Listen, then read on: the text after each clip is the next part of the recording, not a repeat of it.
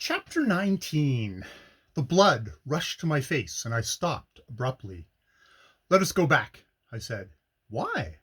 "Because I do not know Miss Clare, and I do not want to know her. Literary women are my abhorrence. They are always more or less unsexed." "Thinking You are thinking of the new woman, I suppose. But you flatter them. They never had any sex to lose.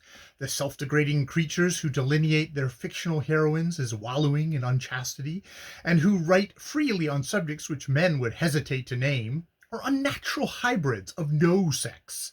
Mavis Clare is not one of them. She is an old-fashioned young woman. Mademoiselle Dorino, the dancer, is unsexed, but you do not object to her on that score. On the contrary, I believe you have shown your appreciation of her talents by spending a considerable amount of cash upon her." "That's not a fair comparison," I answered hotly. "Mademoiselle Dorino amused me for a time."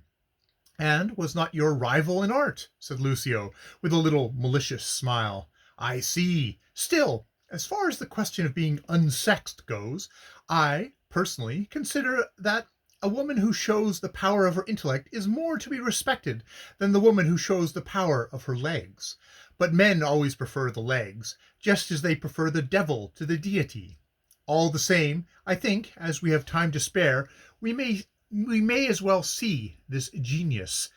"Genius!" I echoed contemptuously. "Feminine twaddler, then," she suggested, laughing. "Let us see this feminine twaddler. She will no doubt prove as amusing as Mademoiselle Dorino in her way. I shall ring the bell and ask if she is at home." He advanced towards the creeper-covered porch, but I stood back, mortified and sullen, determined not to accompany him inside the house if he were admitted. Suddenly a blithe peal of musical laughter sounded through the air, and a clear voice exclaimed, "Oh, Tricksy, you wicked boy! Take it back directly and apologize." Lucio peered through the fence and then beckoned to me energetically. "There she is," he whispered. "There is the dyspeptic, sour, savage old blue stocking, there on the lawn. By heaven, she's enough to strike terror into the heart of any man, and millionaire." I looked where he pointed, and saw nothing but a fair-haired woman in a white gown, sitting in a low basket chair with a tiny toy terrier on her lap.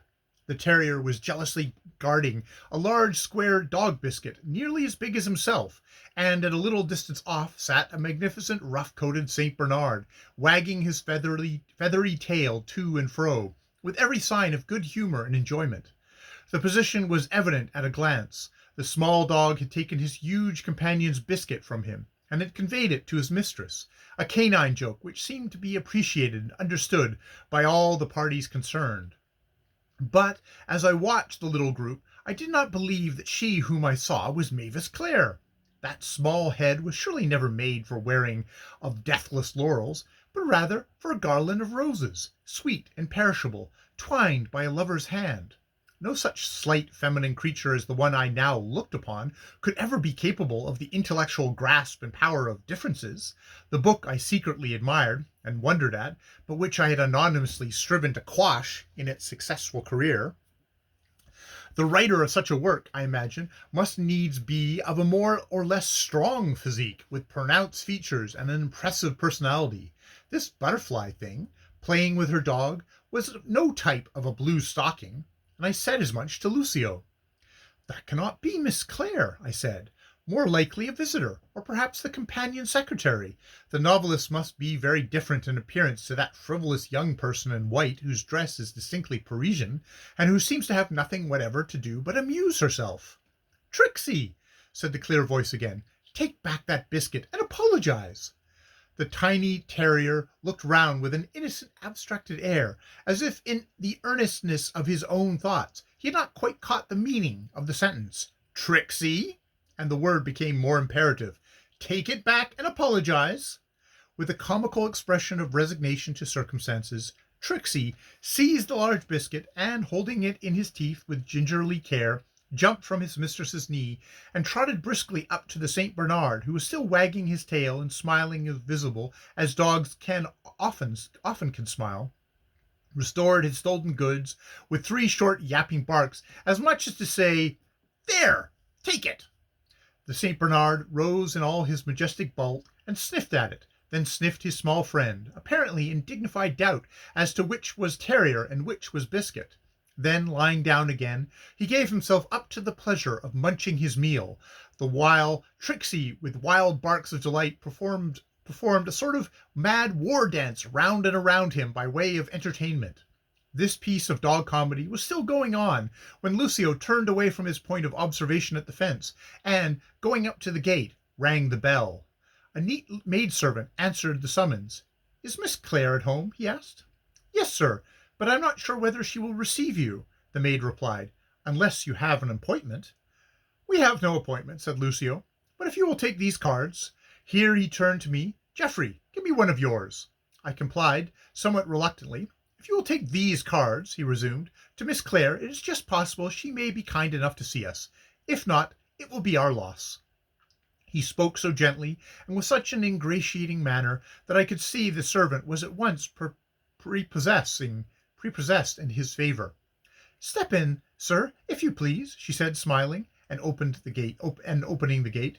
He obeyed with alacrity, and I, who a moment ago had resolved not to enter the place, found myself passively following him under an archway of sprouting young leaves and early budding jessamine into Lily College, which was to prove one day, though I knew it not then, the only haven of peace and security I should ever crave for, and, craving, be unable to win. The house was much larger than it looked from the outside. The entrance hall was square and lofty, and panelled with fine old carved oak, and the drawing room into which we were shown was one of the most picturesque and beautiful apartments I had ever seen. There were flowers everywhere, books, rare bits of china, elegant trifles that only a woman of perfect taste could have the sense to select and appreciate. On one or two of the side tables and on the grand piano were autographed portraits of many of the great celebrities in Europe. Lucio strolled about the room, making soft comments. "Here is the autocrat of all the Russians," he said, pausing before a fine portrait of the Tsar, "signed by the imperial hand, too. Now, what has the feminine twaddler done to deserve that honor, I wonder? Here, in strange contrast, is the wild-haired Paderewski, and beside him the perennial Patti, and there is Her Majesty of Italy, and here we have the Prince of Wales, all autographed likenesses. Upon my word, Miss Clare seems to attract a great many notables around her without the aid of hard cash. I wonder how she does it, Geoffrey," and his eyes sparkled half maliciously. "Can it be a case of genius after all? Look at those lilies," and he pointed to a mass of white blooms in one of the windows. "Are they not far more beautiful creatures than men and women? Dumb, yet eloquent of purity. No wonder the painters choose them as the only flowers suitable for the adornment of angels." As he spoke, the door opened, and the woman we had seen on the lawn entered, carrying her toy terrier on one arm. Was she Mavis Clare, or someone sent to say the novelist could not receive us? I wondered silently, looking at her in surprise and something of confusion. Lucio advanced with an odd mingling of humility and appeal in his manner, which was new to me.